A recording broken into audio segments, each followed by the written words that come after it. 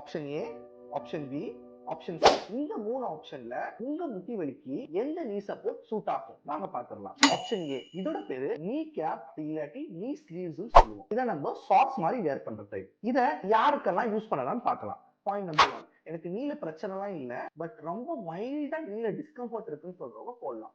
Point number 2, இப்பதான் osteo arthritis அதாவது மூட்டு தேய்மானம் ரொம்ப பிகினிங் ஸ்டேஜ்ல இருக்கீங்கன்னா இது.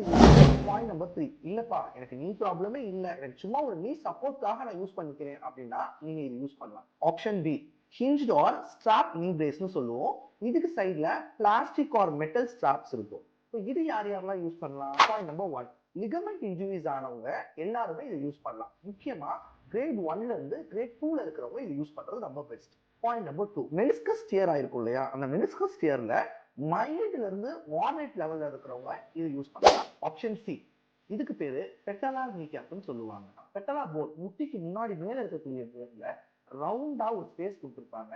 அதை சுத்தி சிலிகான் ஜெல் வரும். இது யாருக்கெல்லாம் நம்ம யூஸ் பண்ணலாம்னு பாத்தீங்கன்னா, அந்த முன்னாடி முன் முட்டி மட்டும் வலிக்குதுன்னு சொல்றவங்க இது யூஸ் பண்ணலாம். காண்டமலேஷியா பெட்டலா, பெட்டலா டெண்டினைட்டிஸ், இதெல்லாம் என்னன்னு பாத்தீங்கன்னா எல்லாமே அந்த முட்டிக்கு மேல இருக்கக்கூடிய போன் பிரச்சனையால வருது.